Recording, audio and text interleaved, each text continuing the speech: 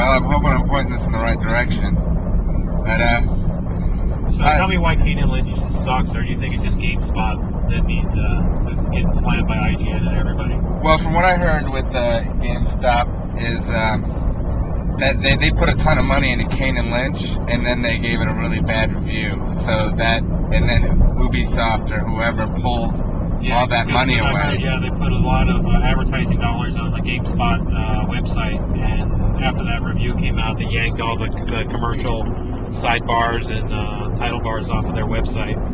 So it looks like their advertising dollars got yanked, and that guy just got the axe from GameSpot. Yeah. Well, I've read a bunch of stuff on it, and some say that that's just how jobs are. It's about the money. You don't get the money, you go out of business. So. But that also calls into question the validity of their reviews if they are just pandering it on how much advertising dollars they get, or it's really they're not impartial. I agree, yeah. Because then who can trust them, I for one, that's why I really love video reviews more than anything else, game trailers. I really enjoy game trailers because, even if they say it's really bad, at least I get to see a lot of the gameplay and all that. They get to point it out. I get to see the game exactly. I don't just read about it. Which games? Yeah, because most review sites just use official screenshots. They almost rarely use anything that they recorded themselves. True. Like how you even saw that. What was it? Red Steel. How we were talking about those screenshots they showed before the game came out. I was like, holy crap, that's amazing. And then the game comes out and it's that's not that amazing, but still good. Exactly. Yeah, the screenshots emulated what the game was intended to look like, but you could definitely tell that they were high-res enhanced, probably used the game textures, but rendered in a full modeling package such as 3D Studio Max or Maya. The game I'm mainly playing right now is Mass Effect, which, I like it. It's got a lot of things. I was talking to Justin about it, and but I noticed one thing really screwed me is I played maybe a half an hour and then I died, and then I went back to the beginning of wherever I had to go, and I was like, dang it.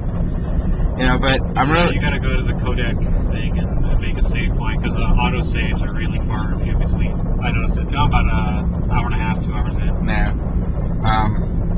But that does bring up the case that I really tried to argue with Justin is, you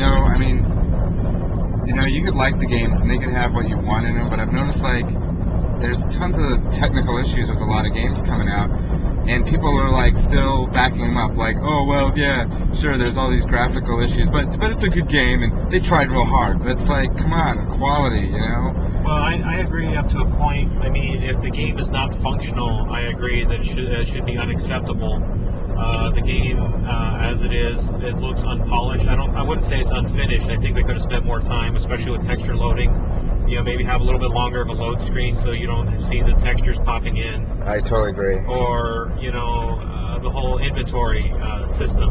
I mean, it's functional, but it's not, where it should be, because you end up having too many items and have to discard something later on in the game, and that's pretty much unacceptable for good gameplay. It doesn't mean the game doesn't work, it just means it's not, as functional as it should be.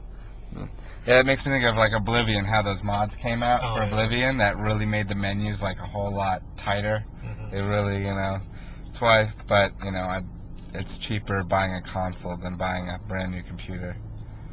But, click.